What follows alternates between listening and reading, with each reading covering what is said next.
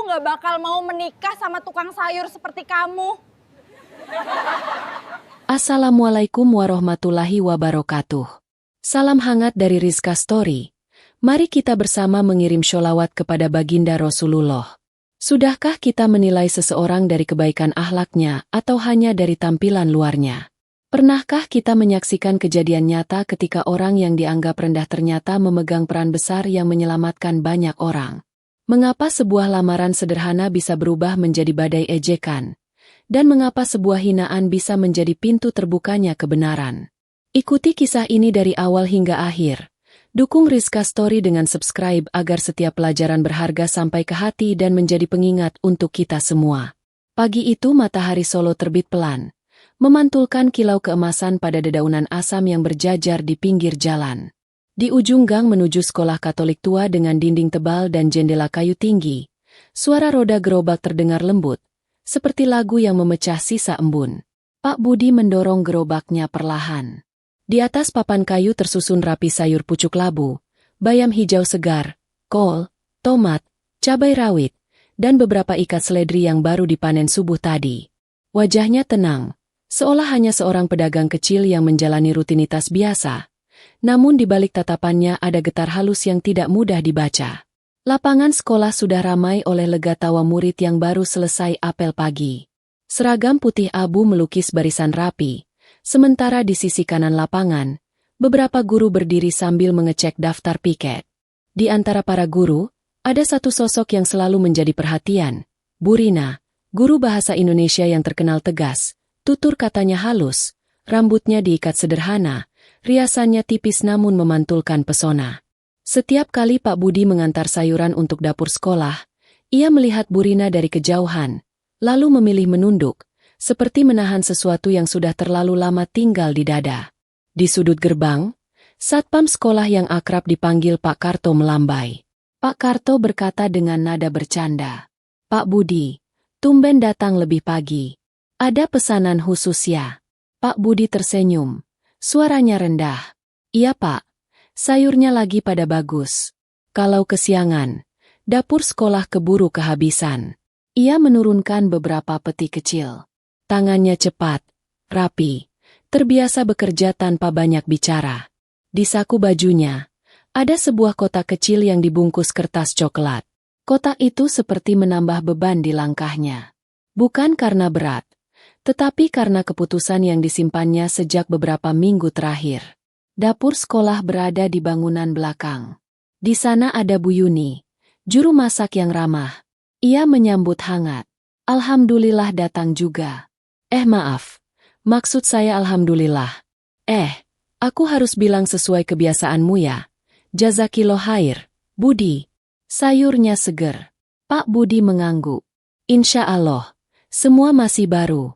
Tadi subuh sudah ke pasar." Setelah serah terima sayur, Pak Budi tidak langsung pergi.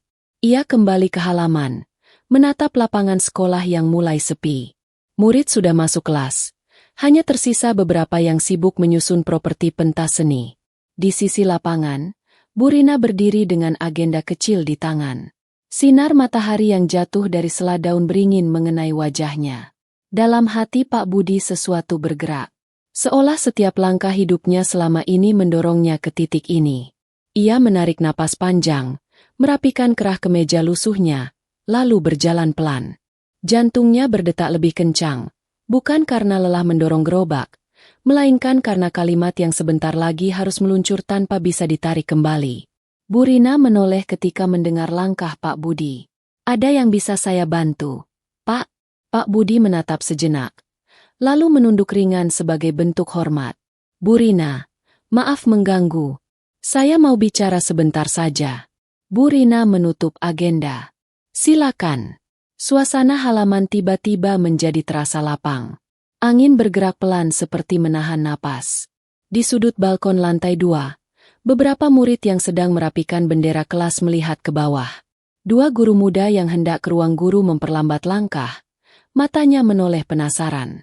Pak Karto berdiri di dekat pos satpam, berpura-pura sibuk dengan koran, padahal telinganya tajam menangkap setiap kata. Pak Budi merogoh saku baju. Ia mengeluarkan kotak kecil berwarna coklat yang dibungkus rapi. Tangannya bergetar sangat halus. Lalu ia membuka bungkusnya, memperlihatkan cincin perak sederhana yang berkilau terkena cahaya. Bu Rina, saya tahu ini mungkin tidak pantas. Saya juga paham posisi saya hanya tukang sayur keliling yang kadang dianggap enteng. Tapi niat saya insya Allah tulus. Saya ingin melamar Bu Rina. Jika berkenan, izinkan saya memuliakan ibu sebagai istri. Beberapa murid di balkon menahan tawa yang nyaris pecah. Salah satu di antara mereka berbisik lirih, namun cukup terdengar. Seriusan, tukang sayur melamar Bu Rina. Dua guru muda saling pandang. Salah satunya menutup mulut, antara kaget dan geli. Waduh, kok nekat amat. Bu Rina terpaku sesaat. Wajahnya tetap tenang. Tetapi sinar matanya berubah. Ia menarik bibirnya menjadi senyum tipis. Senyum yang tidak hangat. Pak Budi, saya menghargai ketulusan Anda. Namun hidup itu bukan hanya soal niat. Saya harus realistis. Saya butuh pasangan yang sejalan dengan visi saya. Sepadan dalam pendidikan dan pergaulan. Pak Budi memegang kotak cincin itu lebih erat. Saya mengerti. Tapi sepadan atau tidak, manusia menilai. Allah yang menimbang. Saya datang membawa maksud baik. Seorang murid tak tahan. Ia tertawa pendek. Pak, lebih baik cari pasangan yang setara. Bu Rina menghela napas. Tatapannya kini keras. Pak Budi, mohon maaf. Saya tidak bisa menerima. Dan akan lebih baik jika ke depan tidak ada kejadian semacam ini di lingkungan sekolah. Kata-kata itu turun seperti batu. Hening yang sempat menegang pecah oleh gumam, cekikikan, dan senyum sinis beberapa pasang mata yang mengintip dari balik jendela kelas. Pak Budi tidak marah. Ia hanya menutup kotak itu perlahan, lalu menunduk hormat. Baik, Bu. Terima kasih sudah mendengar. Ia berbalik. Gerobak sayurnya menunggu di bawah pohon beringin. Roda-roda itu seolah memahami, berderit pelan saat didorong pergi. Di pos satpam, Pak Karto menatap Pak Budi dengan bingung. Ada iba yang tidak sempat jadi kata. Pak Budi, kalau butuh air minum, singgah dulu. Pak Budi tersenyum samar. Terima kasih, Pak. Allah yang membalas baiknya. Ia melangkah keluar gerbang, menyusuri bayang bangunan tua yang membentang. Di belakang, gurat tawa sudah mereda, digantikan oleh kabar kabur yang mulai menyebar dari kelas ke kelas. Cerita itu tumbuh tanpa kendali. Seperti liana yang menjulur dari sudut ke sudut. Tukang sayur melamar guru cantik. Ditolak mentah-mentah. Dihina halus namun tajam. Murid-murid yang tadi tak sengaja melihat kini menjadikannya bahan bisik-bisik di sela pelajaran. Di pasar kecil dekat perempatan, Pak Budi berhenti. Ia menurunkan kain penutup gerobak, merapikan susunan sayur yang sempat bergeser. Dari saku celana, ia mengeluarkan ponsel jadul dengan layar kusam. Ia membuka satu pesan pendek, sangat singkat, hanya 2 baris. Target bertahan. Umpan berhasil. Tunggu perintah berikutnya. Wajahnya berubah. Getar di matanya yang tadi tampak seperti malu kini padam, berganti kejernihan yang dingin. Ia menutup ponsel itu, menatap sekeliling. Di ujung pasar, ada warung kopi kecil. 2 lelaki paruh baya duduk sambil bermain catur. Seorang pemuda berjaket hitam berdiri menelpon sambil menatap ke arah sekolah, seolah menanti seseorang keluar dari gerbang. Pak Budi menegakkan punggung, lalu kembali mendorong gerobak. Ia memutari pasar, menyusuri gang lain yang mengarah ke halaman belakang sekolah. Dari arah situ, suara bel berbunyi, menandai jam pelajaran kedua. Ia berhenti di balik tembok yang separuh catnya mengelupas, mengintip lewat celah pintu servis. Di lapangan belakang, sebuah mobil putih berhenti dengan mesin tetap menyala. Seorang pria berkemeja rapi turun terburu-buru, menenteng tas kulit hitam. Ia menelpon sambil melangkah. Iya, aku di belakang, cepat keluarlah, kita harus membahas itu. Jangan di kantor guru, terlalu banyak telinga. Pak Budi memiringkan kepala, memperhatikan. Dalam diam, ia menghela napas tipis. Gerak-geriknya mendadak berubah presisi. Ia menutup kembali celah pintu, lalu mendorong gerobak lebih jauh, memastikan ia tidak menjadi siluet yang mencurigakan. Setiap langkah diukur, setiap detik terasa panjang. Tawa di halaman depan yang tadi menyayat telinga kini seperti gema jauh yang tidak lagi berarti. Di pos Satpam, Pak Karto menerima tamu berjas abu yang memperkenalkan diri sebagai anggota komite sekolah. Tamu itu ramah, tetapi matanya bergerak cepat, menakar jarak, memetakan ruang. Boleh saya bertemu Bu Rina sebentar? Ada dokumen yang harus ditandatangani. Pak Karto mengangguk dan menelpon ruang guru. Sementara itu, di lantai 2, 3 murid yang menjadi kru pentas seni bolos sebentar, duduk di tangga, mengobrol rendah. Salah satunya menyebut nama seorang donatur yang kabarnya dekat dengan pimpinan yayasan. Nama itu berulang-ulang. Suara mereka berbaur dengan derit jendela tua, menyusun potongan-potongan yang belum punya gambar penuh. Pak Budi berhenti di bawah rimbun beringin belakang. Ia menatap langit sejenak. Allah, bimbing langkah ini tetap lurus. Ia menoleh ke arah dapur. Bu Yuni baru selesai menata sayuran di bak cuci. Pak Budi, ini uangnya. Sisa kemarin juga sekalian kubayar. Maaf ya kalau kemarin telat. Terima kasih, Bu. Rezeki itu titipan Allah. Saya hanya numpang lewat. Ia menerima amplop kecil itu, memasukkannya ke saku berbeda dari ponsel. Lalu ia menatap kembali ke arah parkiran belakang. Mobil putih masih menyala. Suara deru mesin beradu dengan desah angin. Di balik tirai jendela ruang guru belakang, siluet 2 orang tampak berdiri berhadapan. Tangan mereka bergerak cepat seperti memperdebatkan sesuatu yang genting. Di saat yang sama, dari jalan besar, sebuah motor metik berhenti tidak jauh dari gerbang. Pengendara menurunkan helm tanpa mematikan mesin, lalu menatap ke dalam. Tatapannya tidak seperti orang yang mencari alamat, melainkan seperti orang yang menunggu sandi. Ia mengelap pelipisnya sekali, gerakan kecil yang bagi orang biasa tak berarti apa-apa, tetapi bagi orang yang paham dunia lapangan, itu isyarat yang harus diingat. Pak Budi memutar posisi gerobak sehingga menutup sebagian pandang ke arah pintu servis. Ia berlagak sibuk menata timun dan tomat, padahal matanya menghitung ritme keluar masuk orang. Di telinganya, dunia menyusut menjadi bunyi-bunyi tipis. Gesek sandal seorang pegawai kebersihan. Klik kunci pintu yang diputar 2 kali. Getar lirih pesan masuk di ponselnya yang disetel hening. Ia mengeluarkan ponsel itu, membaca cepat. Perisai siap. Jangan buka kedok. Fokus pada tas kulit. Ia menekan 1 huruf sebagai balasan. Singkat. Hilang tanpa jejak. Lalu ia menarik napas panjang dan kembali merapikan ikatan daun bawang. Dari balik tembok, suara langkah terburu-buru mendekat. Pintu servis berderit. Lalu terbuka sedikit. Aroma parfum yang tajam menembus udara, bercampur bau tanah basah dan sayur segar. Pak Budi tidak menoleh. Ia memutar gerobak, mendorongnya pelan, seolah hendak kembali ke jalan utama. Roda melewati batu kecil, mengeluarkan bunyi khas yang ia hafal sejak dulu. Di cermin kecil yang dipasang di gagang gerobak, pantulan seorang pria berkemeja rapi muncul sepersekian detik. Pria itu membawa tas kulit hitam, berjalan setengah menunduk, menutup pintu servis dengan hati-hati.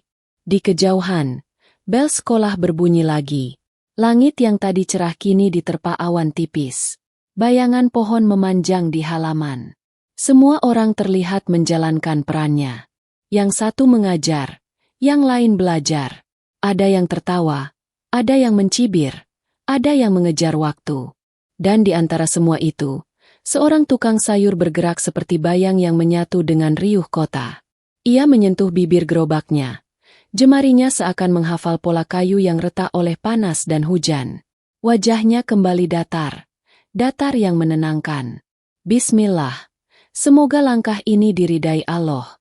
Ia meninggalkan halaman belakang, menyusuri sisi gedung menuju sisi luar pagar. Roda-roda gerobak menderu pelan di atas paving. Di belakang punggungnya, pintu servis telah terkunci lagi. Di depannya, gerbang utama memantulkan cahaya siang yang kian terang. Cerita di sekolah itu terlihat biasa bagi mata yang terburu-buru. Namun benang yang ditarik pelan mulai menegangkan ujung-ujungnya. Dan begitu benang itu ditarik lebih jauh, Sesuatu yang selama ini disembunyikan akan bergerak keluar dari persembunyian. Pak Budi menatap sekali lagi ke balik pagar. Sekilas, ia melihat bayangan Bu Rina di koridor, berdiri kaku, memegang agenda kecilnya. Senyumnya hilang. Mata itu bukan lagi mata yang tadi memandang rendah. Ada resah yang belum punya nama. Pak Budi menunduk, lalu mendorong gerobaknya menjauh, menuju tikungan tempat suara kota berubah menjadi gumam panjang yang menelan segala kabar. Di kejauhan, sirene samar seperti angin yang membawa tanda. Sangat jauh namun cukup untuk membuat dedaun bergetar halus. Pak Budi tidak mempercepat langkah. Ia hanya menjaga ritme. Setiap detik adalah bagian dari jalur yang sudah dipetakan. Setiap tatap dan ejekan sudah ditukar dengan diam yang matang. Dan diam itu, pada waktunya, akan pecah tepat di pusat halaman, ketika semua orang mengira mereka sedang aman-aman saja. Kabar tentang lamaran Pak Budi kepada Bu Rina menyebar lebih cepat daripada angin yang berhembus di halaman sekolah. Murid-murid membicarakannya di kantin, di lorong kelas, bahkan sampai ke grup chat mereka. Ada yang menjadikannya bahan tertawaan, ada yang merasa iba, namun tidak sedikit yang ikut-ikutan merendahkan. Kalian tahu nggak? Tadi pagi si tukang sayur itu melamar Bu Rina di lapangan. Bisik seorang murid perempuan kepada temannya sambil menahan tawa. Serius? Hahaha, berani banget ya. Tukang sayur sama guru cantik. Mana nyambung coba? Sahut temannya. Di ruang guru pun cerita itu sudah sampai. Beberapa guru senior hanya menggelengkan kepala. Zaman sekarang orang nekat memang banyak. Tapi ini keterlaluan juga, melamar di depan murid. Ucap salah seorang guru matematika sambil menyeruput teh. Guru lain menambahkan, mungkin karena tiap hari lihat Bu Rina, jadi timbul keberanian. Tapi tetap saja, apa pantas tukang sayur dengan guru? Bu Rina sendiri, yang sedang duduk di kursinya, hanya menghela napas. Senyumnya tipis, tapi sorot matanya masih menyimpan rasa tidak enak. Aku tidak pernah menyangka akan diperlakukan seperti itu di depan murid. Tapi ya sudahlah, biar menjadi pelajaran untuknya, katanya kepada rekan guru. Sementara itu, Pak Budi berjalan di gang sempit dekat sekolah. Gerobaknya berguncang pelan, isi sayuran bergemerisik seiring langkahnya. Dari luar, wajahnya terlihat tenang, seolah tidak peduli dengan ejekan yang beredar. Namun di dalam hatinya, setiap kata-kata itu ia dengar jelas. Hanya saja, ia memilih diam. Di sebuah warung kopi kecil tak jauh dari sekolah, Pak Budi duduk menyendiri. Ia memesan segelas kopi hitam, lalu mengeluarkan ponselnya. Pesan singkat kembali masuk. Semua berjalan sesuai rencana. Teruskan pantauan. Waktu akan tiba. Ia menutup pesan itu, lalu menatap cermin kecil yang tergantung di dinding warung. Pandangannya fokus, jauh berbeda dari seorang tukang sayur biasa. Ada sorot mata seorang lelaki yang terbiasa menghadapi risiko. Sorot mata seorang intel. Tak lama kemudian, dua lelaki asing masuk ke warung itu. Salah satunya menenteng tas hitam, sementara yang lain berbadan kekar dengan wajah penuh bekas luka.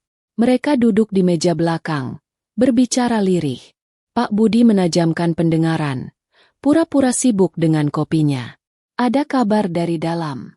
Besok dokumen itu harus dipindahkan lewat sekolah, kata pria bertas hitam. Sudah aman? Jangan sampai ada yang tahu, sahut temannya. Tenang saja, semua sudah diatur. Bahkan guru itu pun tidak sadar kalau dirinya dimanfaatkan. Pak Budi menghela napas pelan, namun tangannya mengepal di bawah meja. Nama, guru, yang disebut membuatnya semakin waspada. Apakah Bu Rina juga terlibat? Atau hanya dimanfaatkan tanpa sadar? Ia menatap jam di pergelangan tangannya. Waktu terus berjalan, dan benang yang perlahan ia tarik mulai memperlihatkan simpul-simpulnya.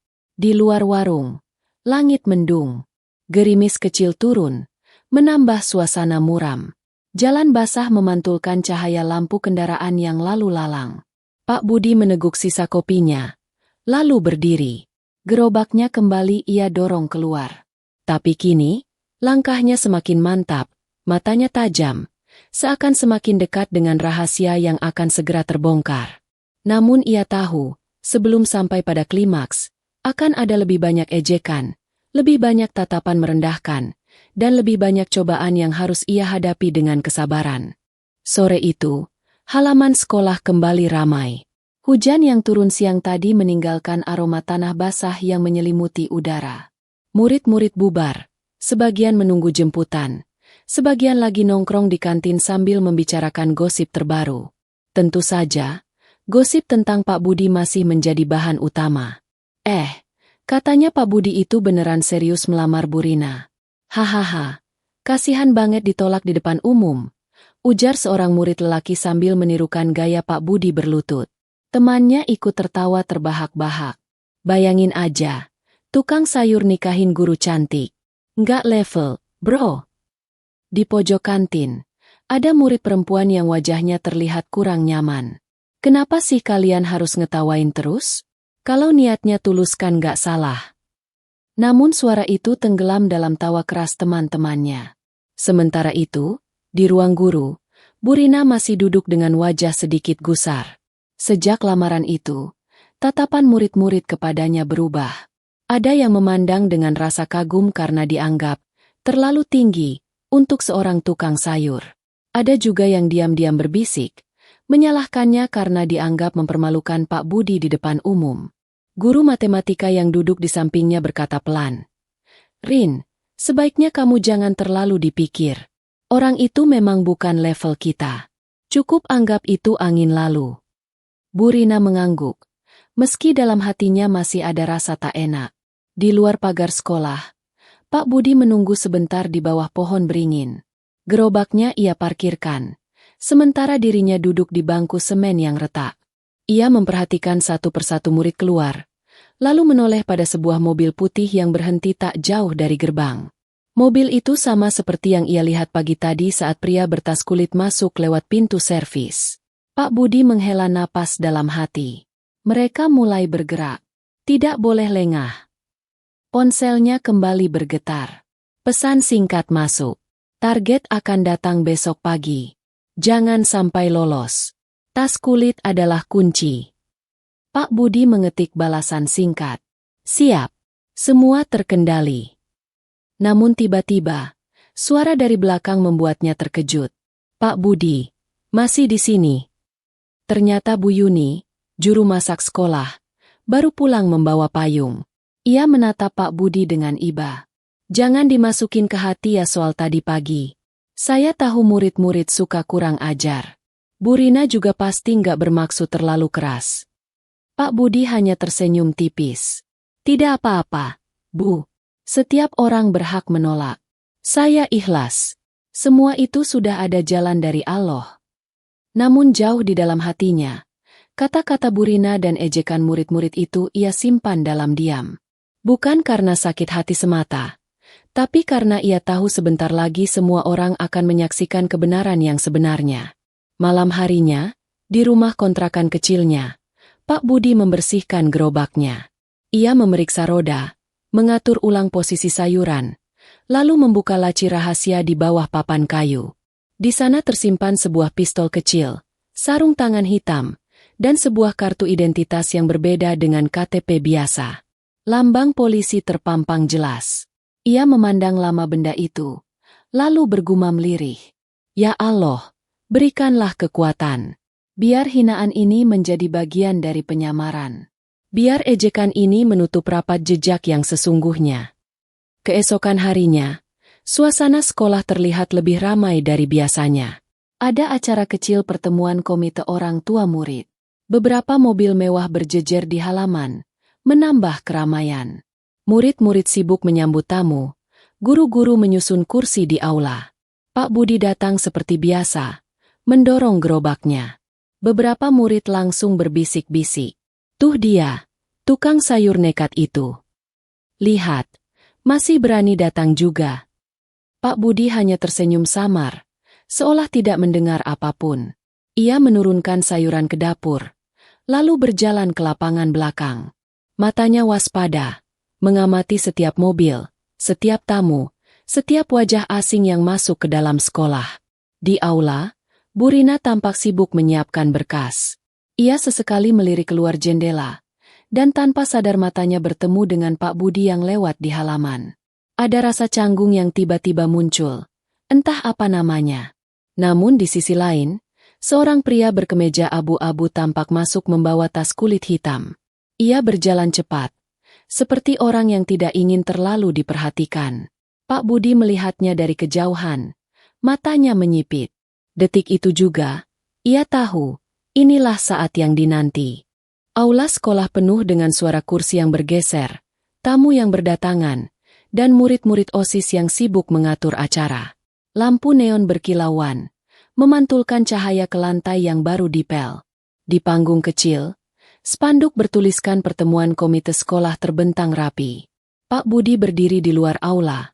Gerobaknya ia parkirkan di dekat dapur sekolah. Dari balik pintu terbuka, ia mengamati suasana. Pandangannya tidak lepas dari seorang pria berkemeja abu-abu yang membawa tas kulit hitam. Setiap langkah pria itu penuh kehati-hatian, seolah menyembunyikan sesuatu yang berharga. Di sudut aula, Bu Rina tengah membagikan agenda rapat kepada beberapa orang tua murid.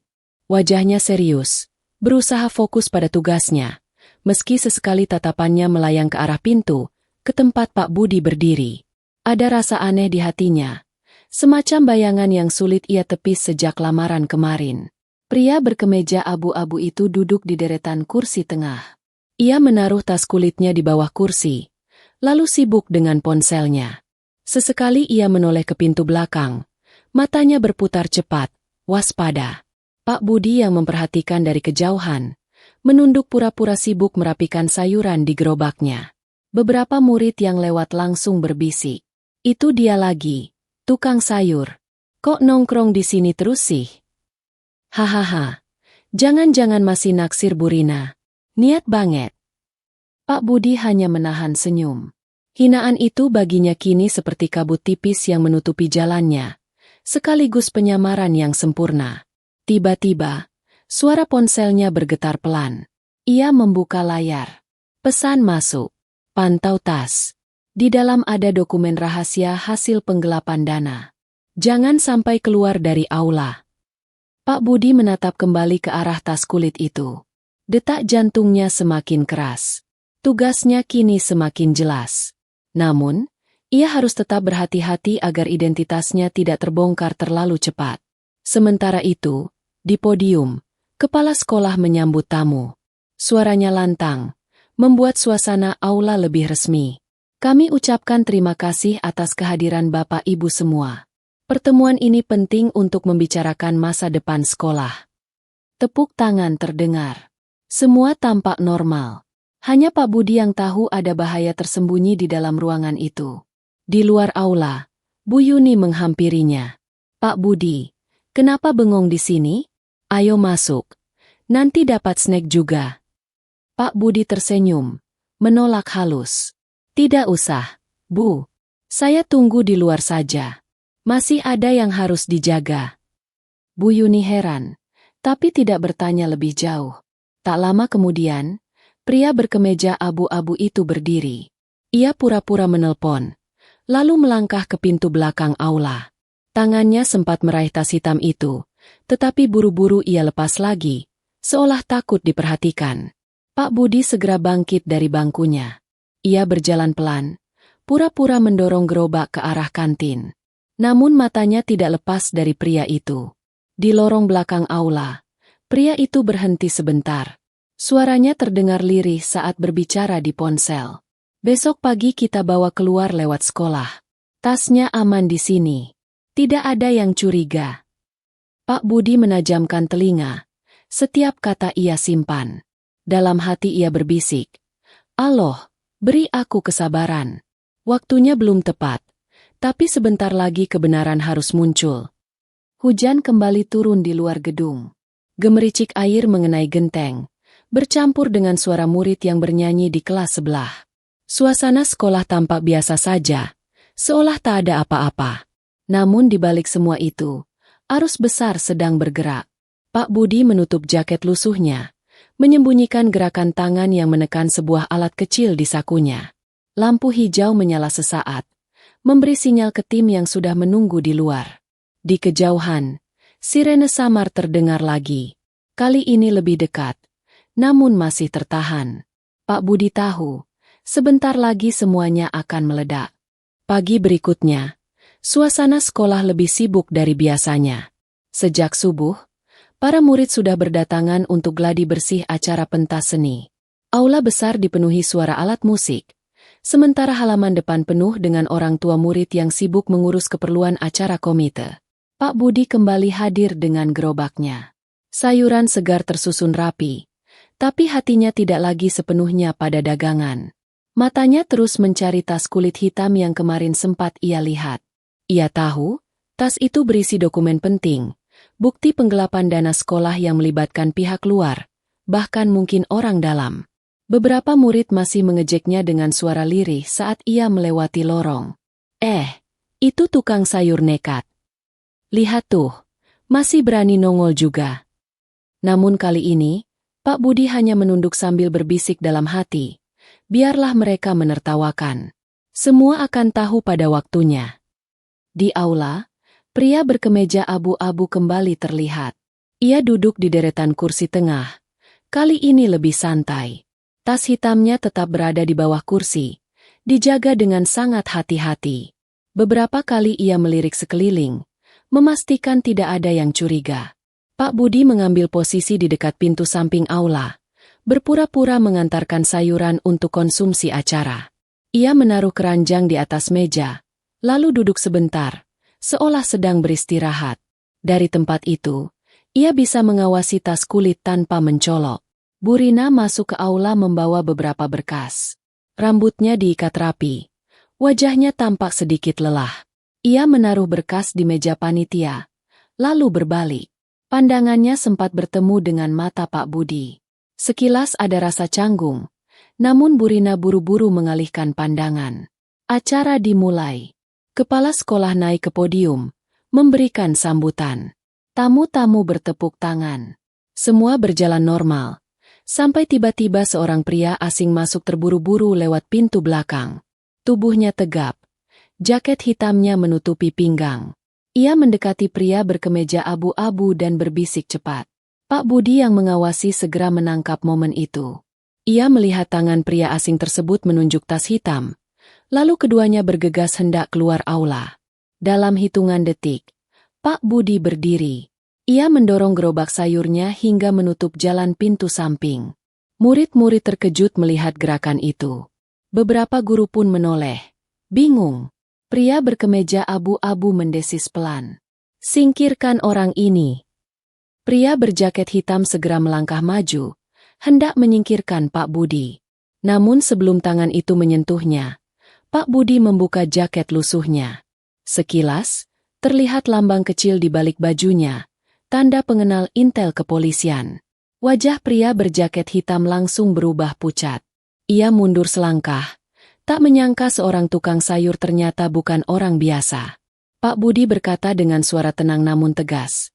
Cukup keras untuk terdengar oleh semua yang ada di aula. Cukup. Permainan kalian berakhir di sini. Suasana aula mendadak hening. Murid-murid berhenti berbisik. Guru-guru membeku di tempatnya. Bu Rina terpaku. Matanya melebar tak percaya. Semua orang terkejut melihat tukang sayur yang kemarin mereka hina kini berdiri tegak dengan identitas berbeda. Pria berkemeja abu-abu mencoba meraih tas hitamnya. Namun langkahnya terhenti ketika suara sirene polisi mendekat dari luar sekolah. Sirene polisi semakin jelas terdengar. Dari halaman sekolah, beberapa mobil patroli masuk dengan cepat, membuat para murid berhamburan ke tepi lapangan. Guru-guru berteriak meminta semua murid tetap tenang. Sementara suasana di dalam aula semakin menegang. Pria berkemeja abu-abu berdiri kaku. Wajahnya pucat. Ia tahu permainan sudah selesai. Namun masih mencoba bertahan. Tangannya bergerak ingin meraih tas hitam di bawah kursi. Namun sebelum ia sempat mengambilnya, langkah Pak Budi lebih cepat. Dengan satu gerakan tegas, ia menendang tas itu menjauh. Tas terlempar ke tengah aula, membuat semua mata tertuju padanya. Beberapa murid terpekik. Itu tas apa? Kenapa polisi datang? Pria berjaket hitam yang sejak tadi mendampingi pria abu-abu langsung mencoba melawan. Ia mendorong kursi hingga terjatuh, menciptakan kepanikan. Namun Pak Budi sigap. Ia meraih lengan pria itu dan membantingnya ke lantai. Gerakan yang begitu cepat, sama sekali tidak mencerminkan dirinya seorang tukang sayur biasa. "Diam di tempat. Jangan bergerak," teriak Pak Budi. Kali ini suaranya lantang. Dua polisi berpakaian preman segera masuk ke aula, memborgol pria berjaket hitam itu. Pria berkemeja abu-abu mencoba melarikan diri lewat pintu belakang. Namun di sana sudah menunggu polisi berseragam lengkap. Ia pun tidak berdaya ketika lengannya ditarik keras dan borgol terpasang di pergelangan tangannya. Kepala sekolah berdiri dari podium. Wajahnya panik. Apa yang sebenarnya terjadi ini? Pak Budi mengambil tas hitam itu, lalu meletakkannya di atas meja. Ia membuka resleting perlahan. Semua orang menahan napas. Di dalam tas, tersusun rapi tumpukan berkas dan beberapa amplop tebal berisi uang. "Ini adalah bukti penggelapan dana yang selama ini terjadi di sekolah ini," ucap Pak Budi tegas. "Dana bantuan pendidikan dialihkan untuk kepentingan pribadi. Kami sudah lama mengawasi, dan hari ini waktunya terbongkar." Suasana aula benar-benar gempar. Murid-murid saling pandang. Guru-guru terdiam dengan wajah pucat. Ada yang menutup mulut. Ada yang langsung menangis karena tidak percaya bahwa selama ini ada kecurangan besar di tempat yang mereka cintai. Bu Rina yang berdiri tidak jauh dari panggung menatap Pak Budi dengan mata berkaca-kaca. Ingatannya kembali pada kejadian kemarin, saat ia menghina dan menertawakan lamaran Pak Budi di depan banyak orang. Kini, sosok yang ia remehkan justru berdiri gagah sebagai penyelamat yang membongkar kebusukan di sekolah. Pak Budi menatap sekilas ke arah Bu Rina, lalu berkata dengan suara datar, namun menggetarkan seluruh ruangan. "Jangan pernah menilai orang dari penampilannya. Terkadang, yang kalian hina justru adalah orang yang sedang menjaga kalian." Kata-kata itu menancap kuat di hati setiap orang yang mendengar. Polisi menggiring keluar dua pria yang ditangkap. Tas hitam dibawa sebagai barang bukti. Aula kembali tenang, tapi wajah-wajah penuh rasa bersalah masih tertinggal. Pak Budi merapikan jaket lusuhnya, lalu menatap seluruh hadirin. "Tugas saya di sini sudah selesai. Semoga ini menjadi pelajaran bagi kita semua. Yang terlihat rendah tidak selalu hina, dan yang terlihat terhormat belum tentu benar." Ia lalu berjalan keluar aula dengan langkah mantap. Suasana hening. Semua mata mengikuti langkahnya. Murid-murid yang dulu menertawakannya kini menunduk, malu pada diri sendiri. Bu Rina meneteskan air mata. Hatinya penuh penyesalan. Ia ingin berkata sesuatu, tapi lidahnya keluh. Hanya tatapan penuh harap yang bisa ia berikan pada Pak Budi yang semakin jauh meninggalkan aula. Halaman sekolah sore itu menjadi saksi bisu. Langit mendung seakan menahan hujan. Sementara angin berhembus membawa aroma tanah basah. Semua murid, guru, dan orang tua berkumpul di depan aula, menatap ke arah Pak Budi yang berdiri tegak di tengah kerumunan. Polisi sudah membawa dua pelaku ke mobil tahanan, namun suasana masih tegang, bercampur tak percaya. Pak Budi menatap wajah-wajah yang dulu mengejeknya. Ia tahu inilah saat terakhir penyamarannya. Dengan perlahan, ia membuka jaket lusuh yang selalu melekat di tubuhnya. Dari balik kain tipis itu, tampak rompi taktis dan lencana kecil bertuliskan Intel Kepolisian Republik Indonesia. Suara bisik-bisik langsung pecah. "Intel? Jadi dia polisi?" Ya Allah, tukang sayur itu ternyata bukan orang biasa. Bahkan ada murid yang langsung menutup mulutnya sambil berbisik lirih. "Kita sudah menghina orang yang ternyata menjaga kita." Pak Budi mengangkat suaranya, tegas, jelas, penuh wibawa. "Saya memang datang ke sekolah ini sebagai tukang sayur. Saya rela dihina, ditertawakan, bahkan direndahkan, demi menyelesaikan tugas. Semua ini demi melindungi kalian. Karena setiap rupiah yang hilang dari sekolah, sejatinya adalah hak kalian, para murid." Bu Rina berdiri di barisan depan. Wajahnya pucat. Air mata jatuh tanpa bisa ia tahan. Ia teringat kata-kata pedas yang pernah ia lontarkan. Kini ia menunduk. Hatinya penuh penyesalan. Pak Budi menoleh kepadanya, bukan dengan kebencian, tapi dengan ketenangan. Bu Guru, jangan malu. Semua orang pernah salah menilai. Yang penting, kita belajar bahwa tidak ada manusia yang lebih mulia hanya karena pekerjaannya tampak tinggi. Kemuliaan ada pada ketulusan dan amanah yang ia jaga. Guru-guru yang lain terdiam, sementara murid-murid menunduk malu. Suasana hening, hanya terdengar suara angin yang menyapu halaman. Kepala sekolah akhirnya angkat bicara, suaranya lirih. Pak Budi, atau seharusnya saya panggil Pak Intel, kami semua berutang budi pada Anda. Tanpa penyamaran ini, kami tidak akan pernah tahu kebusukan yang merugikan sekolah. Pak Budi menghela napas dalam. Ia menatap seluruh hadirin sekali lagi. Ingatlah, jangan pernah meremehkan siapapun, karena Allah bisa membalik keadaan dalam sekejap. Yang hina bisa jadi mulia, yang ditertawakan bisa jadi penyelamat. Setelah itu, ia menutup kembali jaket lusuhnya, mendorong gerobak sayurnya keluar dari halaman sekolah. Langkahnya sederhana, namun penuh wibawa. Semua orang menatap punggungnya yang menjauh, menyadari betapa besar pelajaran yang baru saja mereka saksikan. Hari itu, halaman sekolah tidak hanya menjadi tempat tawa dan ejekan, tetapi juga tempat di mana kebenaran akhirnya berdiri tegak.